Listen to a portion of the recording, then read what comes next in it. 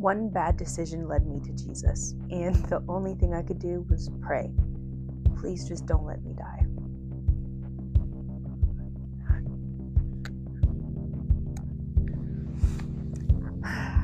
So this is my testimony.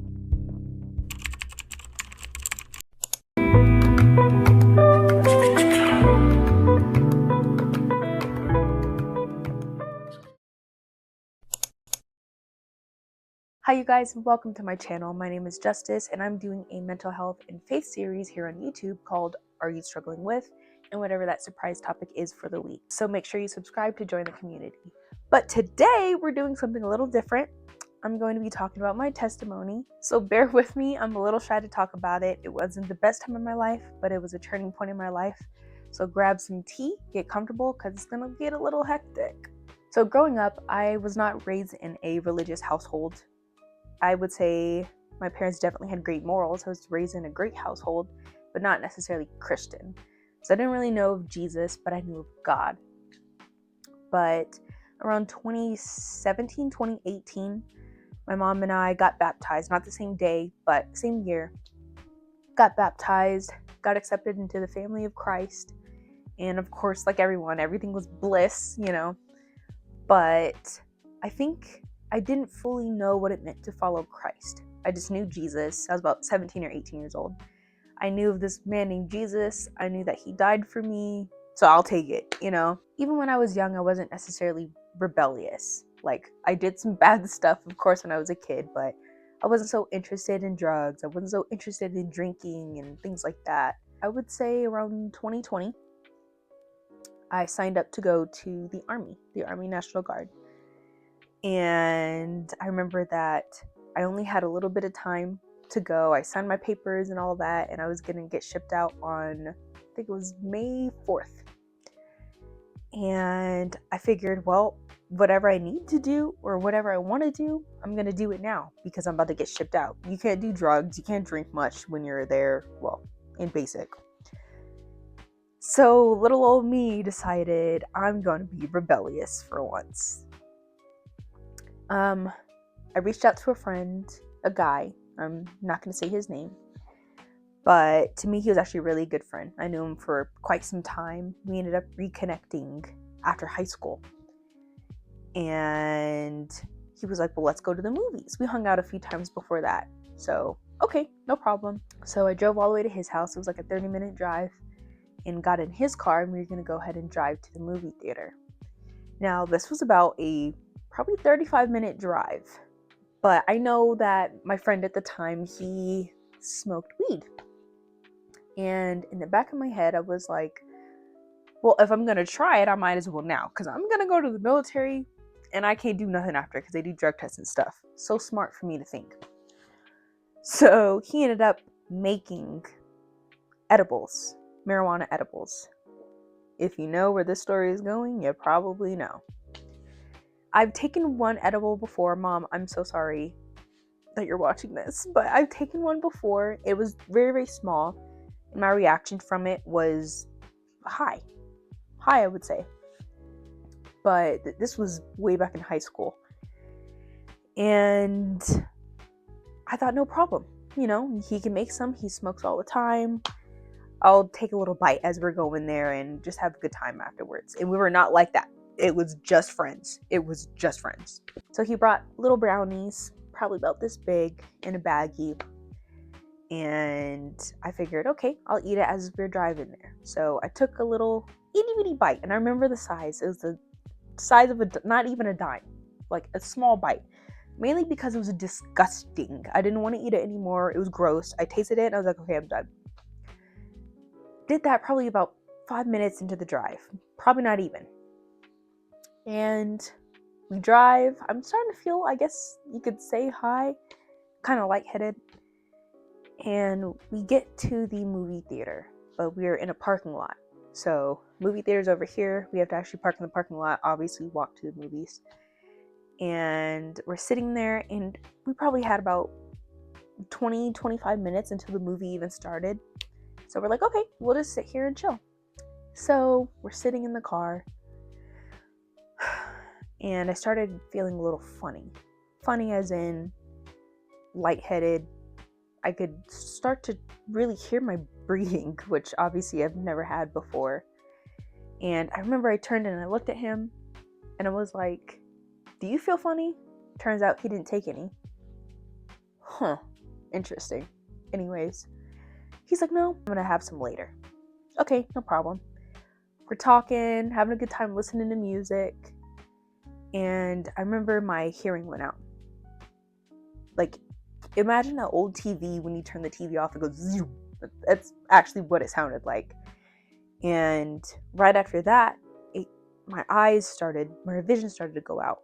But more as in not blind, but I remember it seemed like it was blinking black and white.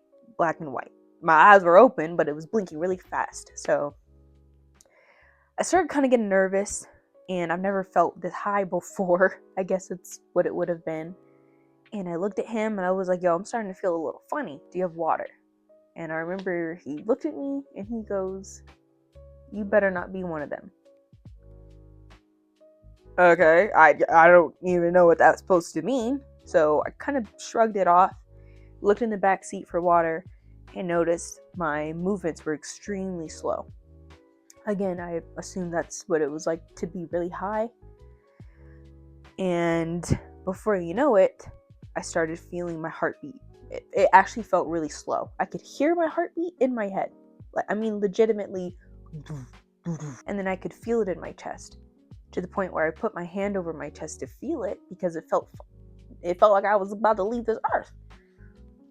And I looked at him and I was like, "Hey, I think something's wrong. I actually think something's wrong. I don't feel right." And he was quiet and he just shook his head. And I remember he reached to the stereo and he turned up his music. And I started to lose a little bit of my bodily functions. I remember I looked at him and I spit for no reason. And then I turned around and I started laughing. I screamed and then I laughed again. And I punched the dashboard. We were in the car, so I punched the dashboard. Just these random things that I kept doing with my body. And I yelled at him. I said, "Something's wrong. I think I'm dying. I think I'm dying." That was right away is what I said. And I went to go reach for my phone. I remember I was wearing jeans and I usually kept it in between my legs when I was sitting on the seat. I couldn't find my phone. And I looked at him. I was like, "Do you have my phone?" And he grabbed my phone and put it in the door of the car. So now I started getting a little paranoid. I said, "What are you doing? Give me my phone. I want to call my mom." And he was like, "No, your mom will hate me. Your mom would hate me." And I remember looking at him, even though my eyes was blinking. I remember like, what the? Giving him that look like, "What are you talking about?" He ended up stuffing the phone back in the door. And as I reached over to grab it, he pushed me off. And I was like, "I want my mom. I want you to call my mom. I think I'm dying." And he was quiet. Sorry. I ended up screaming in the car. I remember I actually got on my knees. I faced the seat. So instead of sitting in it like this, I turned around on my knees for whatever reason, and I was shaking the headrest, screaming, "I'm dying, I'm dying. Somebody let me out." But I didn't have the bodily function to even turn around and try the door. About 3 minutes or so, maybe, my time was being weird, goes by. I'm still screaming at the top of my lungs, and he put his hand over my mouth. He was like, "Stop screaming. You're gonna cause us to get attention." And I remember looking in the little side mirror of the car and seeing people walk by and they're looking at the car, kind of funny. And I went to go jiggle the door handle finally, but it wouldn't open. I guess he had child lock on. I'm not sure, but I screamed at him, "Let me out, let me out." He wouldn't. So, disclaimer really quick. The story I'm about to tell is a hallucination. I did not die. I want to make that very clear. But it's a distorted version of reality. So I'll tell you when the hallucination is over, because you're going to be like, "Huh, what's true, what's not?" This from here on out until I say so is just a hallucination. So he ends up reversing out of the parking lot. And he's like, "Fine, I'll take you home. And I was like, "Then just give me my phone. I want to talk to my mom." And he was like, no, no, no, we'll just go to my house. We'll just go to my house. So again, I started spitting. I started losing control of my bodily functions. And I have to admit, I even remember urinating on myself. And I was banging on the dashboard. And finally I looked at him and I was like, you're trying to kidnap me. You're trying to kill me. And he's like, what? I was like, you're not letting me out the car. You're not letting me call my mom or my dad. You're trying to kill me. So I swung on him and he ended up swerving the car. And that actually happened. But then it started getting a little weird. From what I remembered, I was able to open up the door. I remember when I opened up the door, he snatched the door back and I bit his arm. And as soon as I bit his arm, he ended up reaching back, of course, but I ended up getting out the car and I kind of stumbled in the street. And I remember standing there and looking around, and I remember my dad's gym was right across. He owns a boxing gym. My dad's gym was right across the street. And I stumbled and I was waving in traffic. Somebody help me, somebody help me. He's trying to kill me. He's trying to kill me. And I remember it was two couples. A car came up on the side of us on the left and another came up on the right. And they're asking me what's wrong, and I'm pointing at my friend, well, my friend at the time, my ex-friend, pointing at him like he's trying to kill me. And he's like, she's crazy. And I was like, my name is Justice, my dad's name is this, my mom's name is this, just giving him the whole thing, letting him know I'm not crazy. And out of all times, again, I don't know if this really happened or not, I was hallucinating at this point, but there was an ambulance who came right around the corner, parked right in front of us out of all times. And I remember looking at them, and the lady gets out the car and she looks at me. And she goes and talks to all the other people. And I sit down on the ground and I was like, I need help. I'm dying. And she looks at me and ignores me. Goes back to talking. I stumbled to the ambulance, and I remember even almost kind of hurting my ankle stumbling to the ambulance, and I grabbed on the side of it. I could still hear my heartbeat. I could still hear my breathing. My eyes were still blinking crazy. And I grabbed onto the side of the ambulance door and I walked myself into the ambulance. Sat in the bed. Nobody was in there. And I looked at the guy and I was like, I need you to give me an IV or something. I am dying. He goes, do you think you're dying? I said, I know I'm dying. I'm starting to fade away. So he gives me an IV. And I remember they closed the ambulance door. I don't know what else happened on the outside of that, but I'm laying in the gurney now, looking outside of the ambulance little window in the back. And I have one guy right here. I have another lady at my feet. And they're just talking. And the man by my feet asked, so what happened? I told him. I took an edible, and my friend, I think he laced it. He's trying to kill me. He was trying to kidnap me. And they laughed. And then the lady asked me the same thing. And I was like, I just told your partner that. And she goes, honey, I don't have a partner. I'm the only one here. So tell me what happened. Like, what? So I'm looking around and the guy is gone. Okay, I guess. So I tell her the same exact thing. I took an edible. I think it was laced. My friend tried to kill me. He tried to kidnap me. All of a sudden, for whatever reason, my brain decided to go on loop. I was back out on the street, waving down traffic. Somebody help me. He's trying to kill me. These two other people roll up on the sides. I'm talking about it's the same thing. I get in the ambulance. I'm looking out the ambulance door.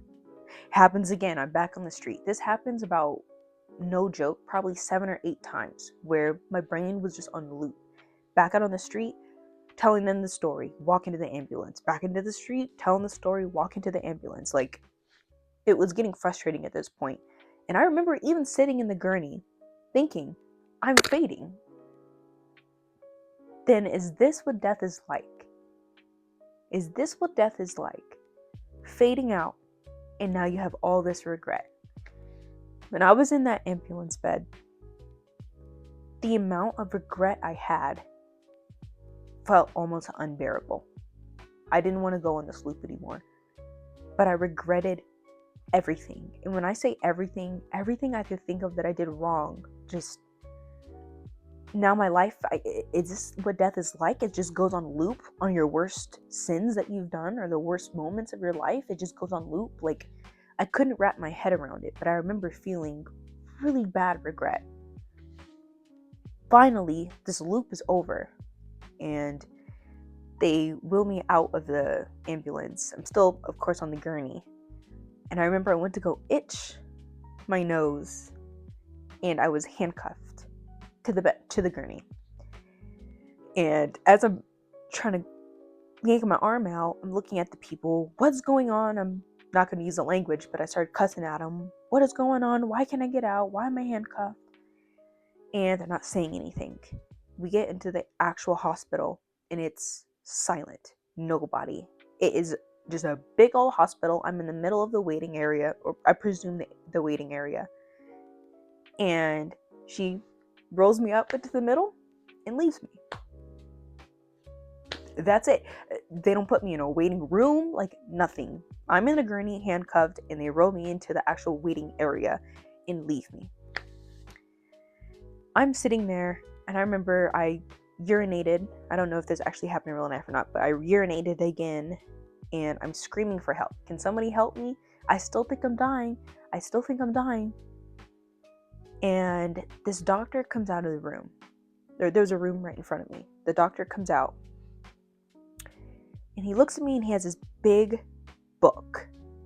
I'll never forget it. It's a brown leather, crusty book. Even the pages on the inside looked old. Not like regular paper, but I can't even explain it. But a really old big book, like about that thick.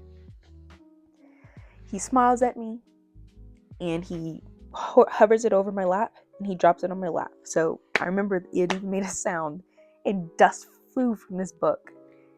And I'm still handcuffed to the bed, but I'm looking at it, and he goes, "We can help you when you start to read these." And he walks away. But I really had to hit he just did that. I can't read. I'm handcuffed to the bed. In this gurney with this book on my lap, I literally aged. I defecated on myself. I urinated on myself, like all these things. I remember having a little bit of gray hair. I could see my hair kind of right here for some reason. I had a little bit of gray hair. I remember it being light outside, dark outside, light outside. Like, I was actually aging with time. And this book was still here. I could see the wrinkles on my hand. And couldn't open it. He comes back out, and he goes, "Have you read it yet?" And I didn't say anything. I just cried, and I'm trying to show him like I can't. He goes, "It's your book of sins. We can help you when you read it." I'm like, what? I can't read. Are you deaf? I cannot read this book. So my memory kind of gets blurry from there. I just remember aging with this book of sins in my lap that I cannot open. I just know what it is.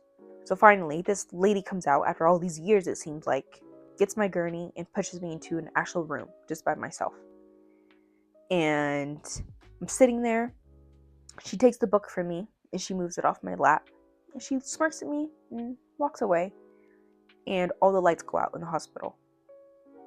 I remember hearing it sounded like it goes kind of like the TV thing, but everything just went out. The lights went out.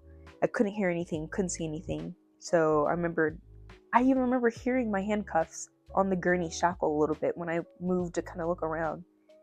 And I screamed, "Hello? Is anybody there?" And it kind of sounded like a match.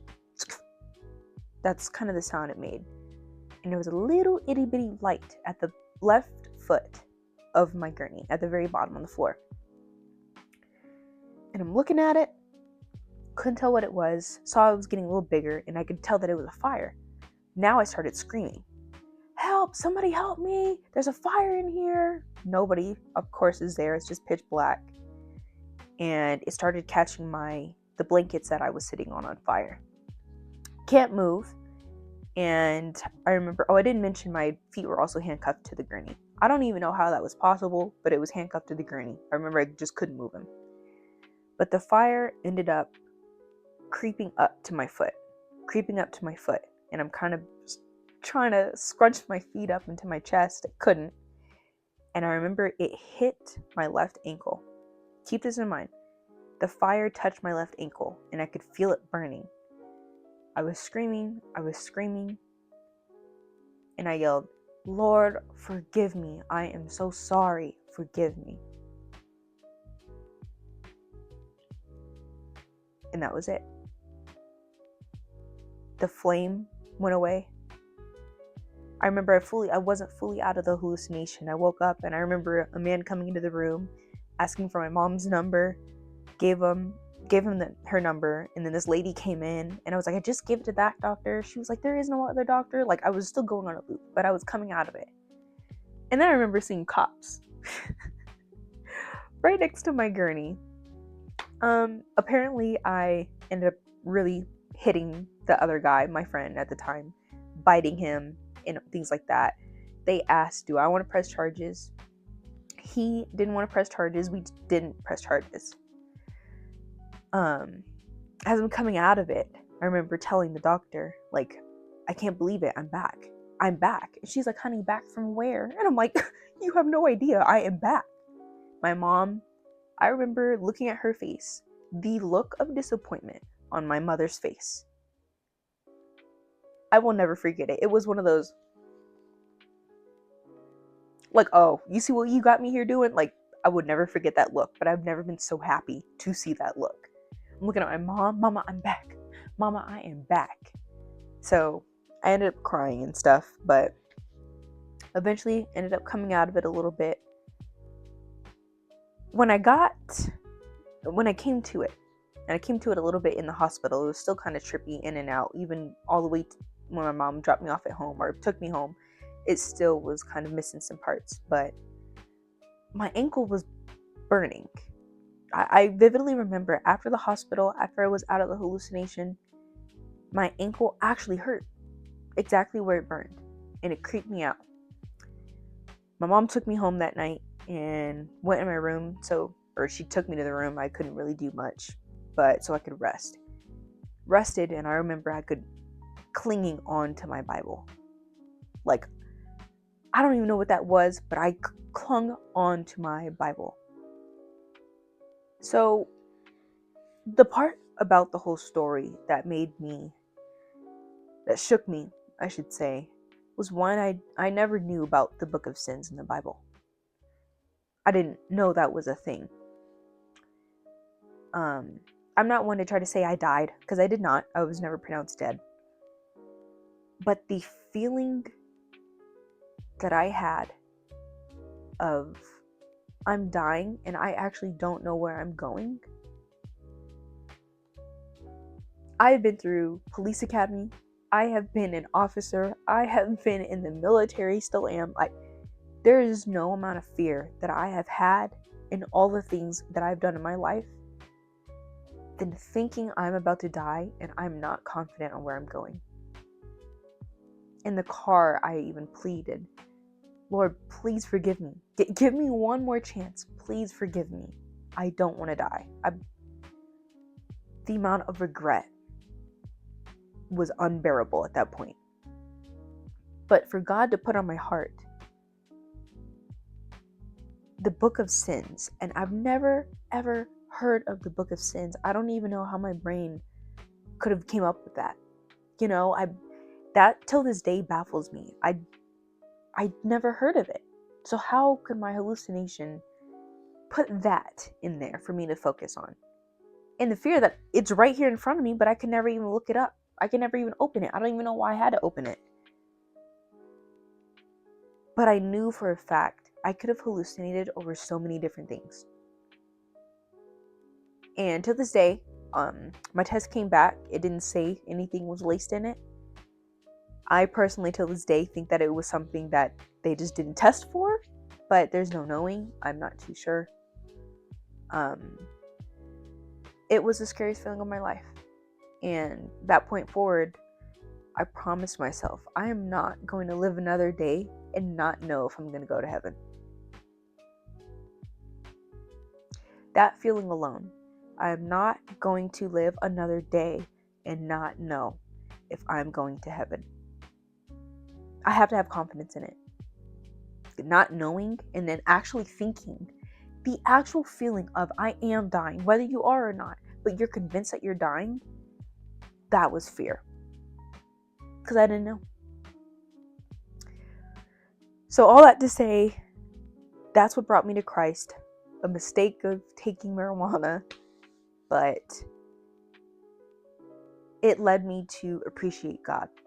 It was a really hard time in my life, but it was unbelievable how detailed my hallucination was. And it was all God related. Heaven, hell, I'm not sure, but there was no going back after that. I realized you have to have a relationship with God. It's not just hearsay. It's not just there's a man in the sky who looks down on you, and it's not even knowing of Jesus. It's knowing who Jesus is and having a relationship with him. And I need that relationship. I'm not going another day and not having a relationship and having an I don't know if I am or not. That's scary. And to live in limbo is a very simple-minded mindset. And I'm not having that. The only thing I do know is I'm allergic to marijuana. Who's allergic to marijuana? But I guess God was like, nope, you ain't trying no more drugs, so you're allergic. And I had really, really low potassium. But besides that, I didn't see anything in the paperwork that was anything wrong with me. It was just a really bad trip that scared the living world out of me. So the thought of, I think I'm going to die, was just enough to wake me up. I didn't have to get close. I didn't have to, that was just enough to wake me up. So my biggest tip for you guys out of what I've learned is don't live in limbo. Pause. Y'all, I apologize. When I was trying to edit this video, I realized that my audio cut out when I was trying to wrap things up. So now, let's wrap things up. My biggest tip to you guys is, y'all, please do not leave this earth with not knowing where you are going. Do not live your life in the unknown, in limbo. Do not do that. It's going to lead to confusion, no confidence in who you are. It's damaging to your soul. Have confidence that you are going to heaven. You are going to be with Christ. And if that's the case, then you have to be willing to pick up your cross daily and follow him. The mistakes that I made before I actually became a Christian, and I was living as a limbo, lukewarm Christian for all these years, was I knew of a man named Jesus, and I thought that's it. I didn't know it was a daily sacrifice. I thought, yep, you sacrifice, you repent, and then you just live your life. Wrong. Every single day you pick up your cross to follow Christ, y'all. It is painful, but it is worth it. It is stressful, but it is manageable. You are not living for this world. You are living for your eternity. So please keep in mind that when you are going on these trials, on these hardships, God got you. God's not going to just let you sit there and stumble, even though it may feel like it. You're going to come out in the end. Think about all the past trials that you've been through. You're still here. You're watching this video. So you came out of it, right? Just don't live in limbo, y'all. It's not worth it. Be confident in who you are and whose you are. And with that being said, many of us talk about the blessings that come with following Jesus, but we do not talk about the sacrifice. So that's where I made y'all a book. You can get it on Amazon. My link is in my bio and it's down in the description. It's called The Hidden Cost of Discipleship, but it walks you through what to expect when you are following Jesus. Those trials, it talks about how can you come out of those trials. True discipleship is costly. It demands endurance, surrender, and unwavering faith through trials. And when we first become Christians, we sometimes don't realize that. We don't realize how much it really is going to cost in our lives. In reality, it's going to cost our entire life. It goes through the spiritual battles that comes with obedience. I'm telling you, y'all, just get your copy, and it's on sale today. You will not regret it. It's full of biblical wisdom and real life insights. It'll challenge you, equip, and encourage you to stay faithful to Christ. With that being said, you guys, do not forget to subscribe, like, and ring that bell so that you do not miss another video coming up, and to tune into my mental health series. Thank you guys for watching, and I'll see you in the next video. God bless.